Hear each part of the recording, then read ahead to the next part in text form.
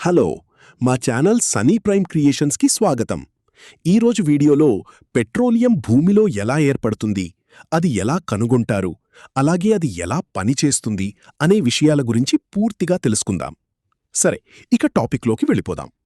సుమారు 4.5 బిలియన్ సంవత్సరాల క్రితం భూమి ఏర్పడినప్పుడు అది ఈరోజు మనం చూస్తున్న అందమైన నీలిగ్రహంలా ఉండేది కాదు.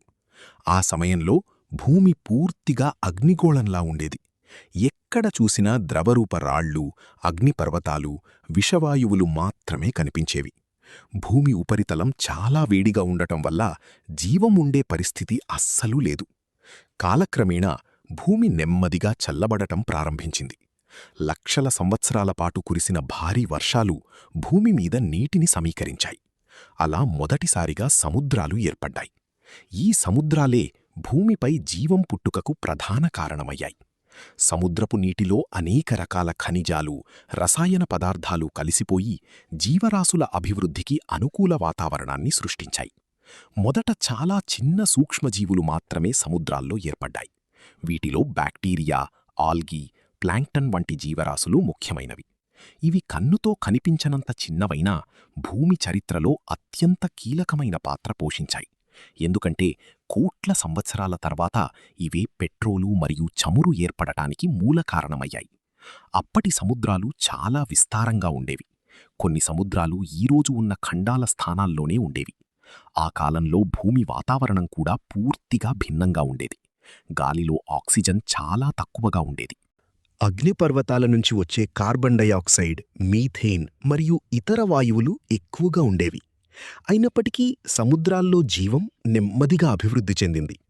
కోట్ల సంవత్సరాల పాటు సూక్ష్మజీవులు సముద్రాల్లో విపరీతంగా పెరిగాయి. సూర్యకాంతి సహాయంతో కొన్ని జీవులు శక్తిని తయారు చేసుకునేవి. ఈ ప్రక్రియ ద్వారా క్రమంగా ఆక్సిజన్ కూడా పెరగడం ప్రారంభమైంది. జీవరాశులు పెరిగే కొద్దీ సముద్రాల్లో జీవచక్రం ఏర్పడింది. జీవులు పుట్టడం, జీవించడం, మరణించడం అనే ప్రక్రియ నిరంతరం కొనసాగింది. చనిపోయిన జీవులు సముద్రపు అడుగున పడిపోయి మట్టితో కలిసి పేరుకుపోయాయి. మొదట ఇది చిన్న మొత్తంలో జరిగినా కోట్ల సంవత్సరాల పాటు ఇది కొనసాగడంతో సముద్రపు అడుగున భారీ జీవపదార్థాల పొరలు ఏర్పడ్డాయి. ఇవే తర్వాత భూమి లోపలికి నెట్టబడి చమురు మరియు సహజ వాయువులుగా మారాయి. అప్పటి భూమిపై భారీ తుఫానులు, అగ్నిపర్వత విస్ఫోటనాలు మరియు భూకంపాలు తరచుగా జరిగేవి. వీటివల్ల సముద్రాల్లోని మట్టి మరియు ఖనిజాలు కదలి జీవావశేషాలపై మరిన్ని పొరలు ఏర్పడ్డాయి. ఈ ప్రక్రియ భవిష్యత్తులో ఫాసిల్ ఫ్యూయల్స్ ఏర్పడటానికి బలమైన పునాది వేసింది. పురాతన సముద్రాలు లేకపోయుంటే ఈరోజు మనకు పెట్రోలు ఉండేది కాదు అని చెప్పడం అతిశయోక్తి కాదు. ఎందుకంటే పెట్రోలు కథ సముద్రాల్లో జీవించిన ఆ సూక్ష్మజీవులతోనే ప్రారంభమైంది.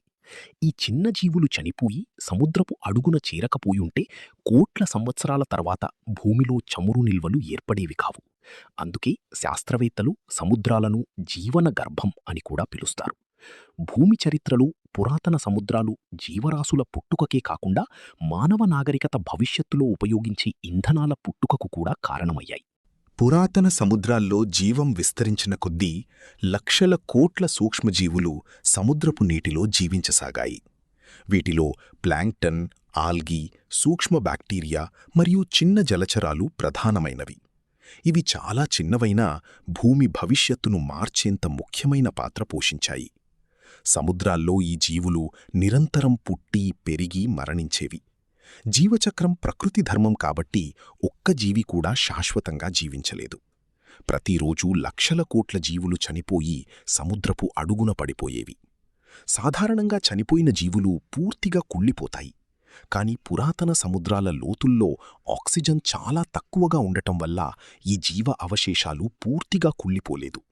దాంతో అవి మట్టితో కలిసి సముద్రపు అడుగున నిల్వ కావడం ప్రారంభమైంది. సముద్రపు నీటిలో ప్రవహించే ఇసుక, మట్టి, ఖనిజాలు ఈ జీవ పదార్థాలపై క్రమంగా పేరుకుపోయాయి. ఇలా రోజులు, సంవత్సరాలు, లక్షల సంవత్సరాలు గడుస్తూ ఉండగా జీవ అవశేషాల మందపాటి పొరలు ఏర్పడ్డాయి. ఈ పొరలు కేవలం కొన్ని అడుగులు కాదు, కొన్ని ప్రాంతాల్లో వందల మీటర్ల మందంతో ఏర్పడ్డాయి. అప్పట్లో భూమిపై తరచుగా అగ్నిపర్వత విస్ఫోటనాలు మరియు భారీ తుఫానులు జరిగేవి. వీటివల్ల సముద్రాల్లో మట్టి మరియు ఖనిజాల ప్రవాహం మరింత పెరిగింది. దాంతో చనిపోయిన జీవులపై మరింత వేగంగా మట్టి పొరలు ఏర్పడ్డాయి. ఈ ప్రక్రియ వల్ల జీవ అవశేషాలు భూమి లోపలికి మరింత దిగిపోయాయి. సముద్రపు అడుగున పేరుకుపోయిన ఈ జీవ పదార్థాలు కోట్ల సంవత్సరాల పాటు నిశ్శబ్దంగా అక్కడే ఉండిపోయాయి. పైకి మరిన్ని రాళ్ల పొరలు చేరడంతో దిగువనున్న జీవ అవశేషాలపై ఒత్తిడి పెరిగింది. ఈ ఒత్తిడి సాధారణ ఒత్తిడి కాదు, పర్వతాల బరువుతో సమానమైన ఒత్తిడి. అదే సమయంలో భూమి లోపలి వేడి కూడా వాటిపై ప్రభావం చూపడం ప్రారంభించింది. కాని ఈ దశలో జీవపదార్థాలు ఇంకా పూర్తిగా చమురుగా మారలేదు. ఇవి క్రమంగా రసాయన మార్పులకు సిద్ధమవుతున్న దశలో ఉన్నాయి. సముద్రపు అడుగున పేరుకుపోయిన జీవపదార్థాలు కాలక్రమేణా ఆర్గానిక్ సెడిమెంట్స్గా మారాయి. ఇవే భవిష్యత్తులో కెరోజెన్ మరియు తరువాత ముడి చమురుగా మారబోతున్నాయి. శాస్త్రవేత్తలు ఈ దశను పెట్రోలియం ఏర్పాటులో అత్యంత కీలకమైన దశగా భావిస్తారు. ఎందుకంటే జీవ అవశేషాలు సముద్రపు అడుగున సరైన పరిస్థితుల్లో నిల్వకాలేకపోయుంటే చమురు అసలు ఏర్పడేదే కాదు. ఆక్సిజన్ తక్కువగా ఉండటం, మట్టి వేగంగా పేరుకుపోవటం మరియు సముద్రపు లోతైన ప్రాంతాల్లో జీవపదార్థాలు రక్షించబడటం, ఈ 3 కారణాల వల్లే భవిష్యత్తులో చమురు ఏర్పడే అవకాశాలు కలిగాయి. కోట్ల సంవత్సరాల క్రితం సముద్రాల్లో చనిపోయిన ఆ సూక్ష్మజీవులు ఈరోజు ప్రపంచాన్ని నడిపించే ఇంధనంగా మారతాయని అప్పట్లో ఎవ్వరూ ఊహించలేదు. కాని ప్రకృతి నెమ్మదిగా, ఎంతో సహనంతో ఆ జీవావశేషాలను భూమి లోపల దాచిపెట్టి భవిష్యత్తు కోసం నిల్వ చేసింది. ఈ ప్రక్రియ మానవ చరిత్ర కన్నా ఎంతో పురాతనమైనది. మనిషి పుట్టకముందే ప్రకృతి పెట్రోలు తయారీ ప్రక్రియను ప్రారంభించింది అని చెప్పవచ్చు. సముద్రపు అడుగున కోట్ల సంవత్సరాల పాటు పేరుకుపోయిన సూక్ష్మజీవుల అవశేషాలు మరియు ఆర్గానిక్ సెడిమెంట్స్ క్రమంగా భూమిలోపలికి మరింత దిగిపోయాయి. పైభాగంలో కొత్త మట్టి, ఇసుక, రాళ్ళు మరియు ఖనిజాల పొరలు ఏర్పడుతూ ఉండటంతో దిగువనున్న జీవపదార్థాలపై విపరీతమైన ఒత్తిడి ఏర్పడింది. అదే సమయంలో భూమిలోపల ఉన్న అధిక ఉష్ణోగ్రత కూడా వాటిపై ప్రభావం చూపింది. ఈ 2 శక్తులు, వేడి మరియు ఒత్తిడి, కలిసి కోట్ల సంవత్సరాల పాటు జీవావశేషాలను పూర్తిగా మార్చే ప్రక్రియను ప్రారంభించాయి. మొదట ఈ జీవపదార్థాలు కెరోజెన్ అనే మైనన్ లాంటి ఘనపదార్థంగా మారాయి. కెరోజెన్ అనేది చమురు ఏర్పడే మధ్యంతర దశ. ఇది పూర్తిగా చమురు కాదు, పూర్తిగా జీవపదార్థం కూడా కాదు. భూమిలోపల ఉష్ణోగ్రతలు సాధారణంగా 60 డిగ్రీల సెల్సియస్ నుంచి 120 డిగ్రీల సెల్సియస్ మధ్యకు చేరినప్పుడు కెరోజెన్ నెమ్మదిగా విచ్ఛిన్నమై ద్రవరూప హైడ్రోకార్బన్లుగా మారడం ప్రారంభించింది. ఈ దశను ఆయిల్ విండో అని శాస్త్రవేత్తలు పిలుస్తారు. ఎందుకంటే ఈ ఉష్ణోగ్రతల పరిధిలోనే ఎక్కువగా ముడి చమురు ఏర్పడుతుంది. ఇంకా ఎక్కువ వేడి ఉంటే సహజ వాయువు ఏర్పడుతుంది. కోట్ల సంవత్సరాల పాటు సాగిన ఈ రసాయనిక మార్పుల ఫలితంగా నల్లటి, చిక్కటి ద్రవమైన ముడి చమురు లేదా క్రూడ్ ఆయిల్ ఏర్పడింది. ఈ ముడి చమురుని భూమి చమురు అని కూడా అంటారు. క్రీస్తుపూర్వం 568 నుంచి 625 కాలంలో బాబిలోనియన్స్ వాటిని పెళ్లిగా ఉపయోగించి రాజ్య నిర్మాణానికి పనిచేశారు. క్రూడ్ ఆయిల్ని శుద్ధి చేసి పెట్రోల్, డీజిల్, కెరోసిన్, వాయువు వంటి విభిన్న ఇంధనాలను తయారు చేస్తారు. పెట్రోలియం లేదా క్రూడ్ ఆయిల్ని భూమి ఖనిజాల రాణి అని పిలుస్తారు. ఎందుకంటే ఈ ఇంధనాలపై ఇప్పటికీ చాలా దేశాలు ఆధారపడుతున్నాయి. క్రూడ్ ఆయిల్ చాలా తేలికగా ఉండటం వల్ల అది రాళ్ల మధ్య ఉన్న సూక్ష్మ రంధ్రాల గుండా పైకి కదలటం ప్రారంభించింది. కాని భూమిలో కొన్ని ప్రాంతాల్లో గట్టి రాళ్ల పొరలు అడ్డుగా ఉండటంతో చమురు అక్కడే చిక్కుకుపోయింది. ఇలా చమురు నిల్వ అయ్యే ప్రాంతాలను ఆయిల్ రిజర్వాయర్లు అంటారు. కొన్ని రిజర్వాయర్లలో సహజవాయువు పైభాగంలో ఉండగా దాని కింద చమురు మరియు ఇంకా దిగువన నీరు నిల్వ అవుతాయి. ఈ ప్రక్రియ పూర్తవడానికి కొన్ని లక్షల సంవత్సరాలు కాదు, దాదాపు 5 కోట్ల నుంచి 30 కోట్ల సంవత్సరాల వరకు పట్టవచ్చు. అందుకే చమురును పునరుత్పత్తి కాని వనరు అని అంటారు. మనం ఈరోజు ఉపయోగిస్తున్న పెట్రోలు అసలు కోట్ల సంవత్సరాల క్రితం జీవించిన సూక్ష్మజీవుల అవశేషాలే. భూమిలోపల ఒత్తిడి పెరుగుతున్న కొద్దీ రాళ్లు కూడా మార్పులకు లోనయ్యాయి. కొన్ని రాళ్లు రంధ్రాలున్న నిర్మాణంగా మారి చమురును నిల్వ ఉంచే సామర్థ్యం పొందాయి. వీటిని రిజర్వాయర్ రాక్స్ అంటారు. పైభాగంలో ఉండే గట్టి రాళ్లను క్యాప్ రాక్స్ అంటారు. ఇవే చమురును బయటకు రాకుండా అడ్డుకుంటాయి. ఈ మొత్తం ప్రక్రియ ప్రకృతి ఎంతో నెమ్మదిగా, అద్భుతమైన సమతుల్యతతో నిర్వహించిన శాస్త్రీయ అద్భుతం. మనిషి పుట్టకముందే భూమిలోపల చమురు తయారీ ప్రక్రియ ప్రారంభమై కోట్ల సంవత్సరాల పాటు కొనసాగింది. ఈరోజు ప్రపంచాన్ని నడిపిస్తున్న ఇంధనం అసలు పురాతన సముద్రాల్లో జీవించిన సూక్ష్మజీవుల శక్తి అని చెప్పవచ్చు. భూమి చరిత్రలో జరిగిన అత్యంత గొప్ప సహజ మార్పుల్లో చమురు ఏర్పడటం ఒకటి. ప్రకృతి కోట్ల సంవత్సరాల పాటు నిల్వచేసిన ఈ శక్తిని మనం ఈరోజు వాహనాల్లో పెట్రోలు రూపంలో ఉపయోగిస్తున్నాం. భూమి లోపల కోట్ల సంవత్సరాల పాటు ఏర్పడిన ముడి చమురు లేదా క్రూడ్ ఆయిల్ను మనిషి నేరుగా ఉపయోగించలేడు.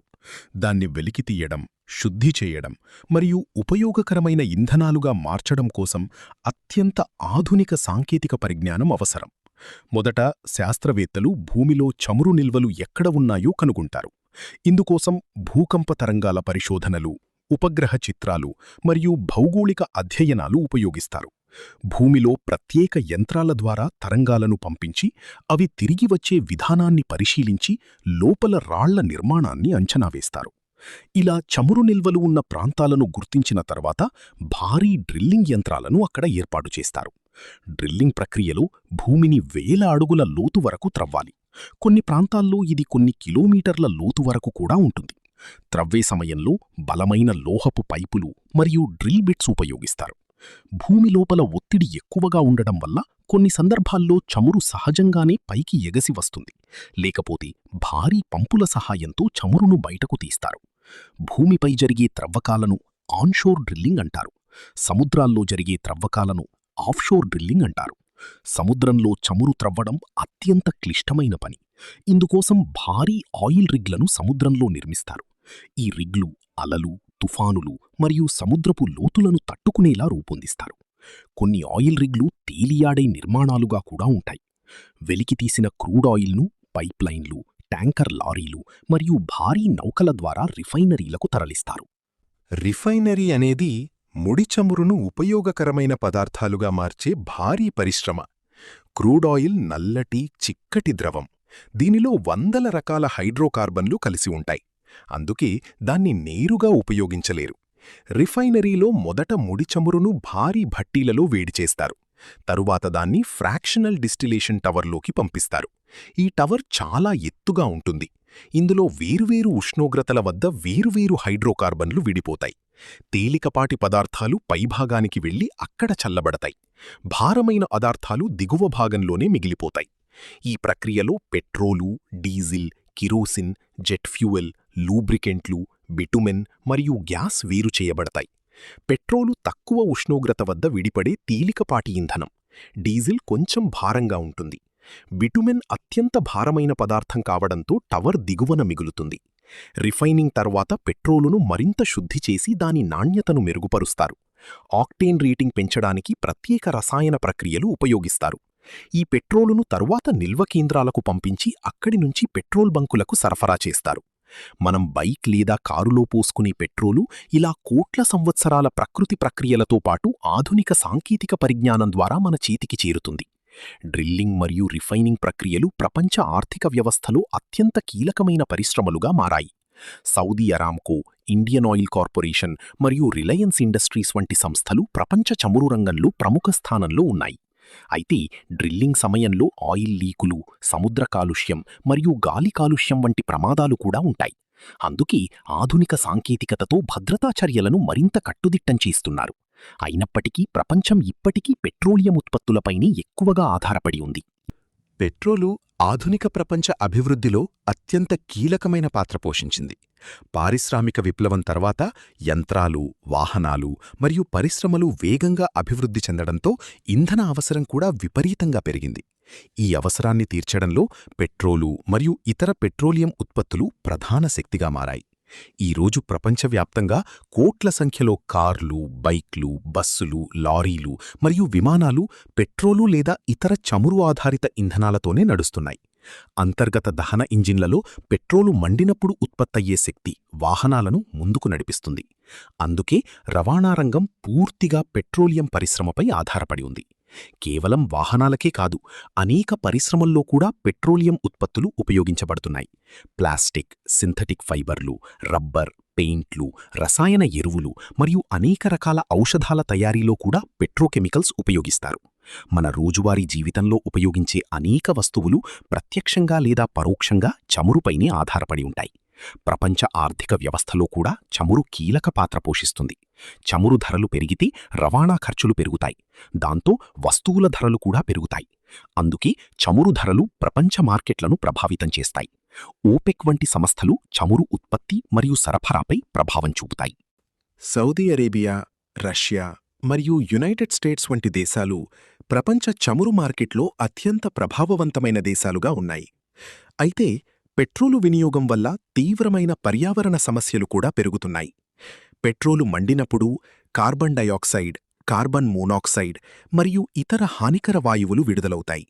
ఇవి గాలి కాలుష్యాన్ని పెంచడమే కాకుండా గ్లోబల్ వార్మింగ్కు కూడా కారణమవుతున్నాయి. భూమి ఉష్ణోగ్రతలు పెరగడం వల్ల మంచు పర్వతాలు కరుగుతున్నాయి, సముద్ర మట్టాలు పెరుగుతున్నాయి మరియు వాతావరణ మార్పులు తీవ్రంగా ప్రభావం చూపుతున్నాయి. కొన్ని ప్రాంతాల్లో తీవ్ర ఎండలు, మరికొన్ని ప్రాంతాల్లో భారీ వరదలు మరియు తుఫానులు పెరుగుతున్నాయి. చమురు త్రవ్వకాల సమయంలో జరిగే ఆయిల్ స్పిల్స్ సముద్ర జీవులకు భారీ ప్రమాదం కలిగిస్తాయి. సముద్రంలో చమురు చిందితే చేపలు, పక్షులు మరియు ఇతర సముద్రజీవులు మరణించే ప్రమాదముంటుంది. ఈ సమస్యల కారణంగా ప్రపంచ దేశాలు ఇప్పుడు ప్రత్యామ్నాయ ఇంధనాలపై దృష్టి పెడుతున్నాయి. ఎలక్ట్రిక్ వాహనాలు వేగంగా ప్రాచుర్యం పొందుతున్నాయి. ఇవి బ్యాటరీలతో నడుస్తాయి కాబట్టి పెట్రోలు అవసరం తగ్గుతుంది. టెస్లా వంటి సంస్థలు ఎలక్ట్రిక్ కార్ల రంగంలో విప్లవాత్మక మార్పులు తీసుకువచ్చాయి. అలాగే సౌరశక్తి, గాలి శక్తి, హైడ్రోజన్ ఇంధనం మరియు బయోఫ్యూయల్స్ వంటి పరిశుభ్రమైన శక్తి వనరులపై కూడా పరిశోధనలు జరుగుతున్నాయి. భవిష్యత్తులో ప్రపంచం పూర్తిగా పునరుత్పాదక శక్తుల వైపు మళ్లే అవకాశముంది. అయినప్పటికీ ప్రస్తుతం పెట్రోలు లేకుండా ప్రపంచ రవాణా వ్యవస్థను ఊహించడం చాలా కష్టం. కోట్ల సంవత్సరాల ప్రకృతి ప్రక్రియల ద్వారా ఏర్పడిన ఈ ఇంధనం మానవ నాగరికత అభివృద్ధికి అపారమైన సహాయం చేసింది. కాని ఇదే సమయంలో పర్యావరణంపై ప్రభావం చూపుతోంది. అందుకే భవిష్యత్తులో ఇంధన వినియోగంలో సమతుల్యత చాలా అవసరం. ప్రకృతి ఇచ్చిన ఈ విలువైన వనరును జాగ్రత్తగా ఉపయోగిస్తూ పరిశుభ్రమైన శక్తి వనరుల అభివృద్ధికి ప్రాధాన్యమివ్వడం మానవ సమాజ భవిష్యత్తుకు అత్యంత ముఖ్యమైన విషయం. సరే, ఈరోజు మనం పెట్రోలియం గురించి పూర్తిగా తెలుసుకున్నాం. ఈ వీడియోతో మీ అందరికీ పెట్రోల్ గురించి ఉన్న అన్ని సందేహాలు క్లియర్ అయ్యాయని ఆశిస్తున్నాను. ఇంకా మీకు ఏమైనా డౌట్స్ ఉంటే కామెంట్ సెక్షన్లో తప్పకుండా చెప్పండి. అలాగే ఈ వీడియో కోసం మేము పెట్టిన ఎఫర్ట్స్ మీకు నచ్చినట్లయితే తప్పకుండా లైక్ చేసి షేర్ చేయండి. మరిన్ని ఇలాంటి ఇన్ఫర్మేటివ్ వీడియోల కోసం మన ఛానల్ సన్నీ ప్రైమ్ క్రియేషన్స్ను సబ్స్క్రైబ్ చేసుకుని పక్కనే ఉన్న బెల్ ఐకాన్లో ఆల్ ఆప్షన్ను కూడా ఆన్ చేసుకోండి. సరే, మరలా నెక్స్ట్ వీడియోలో కలుద్దాం.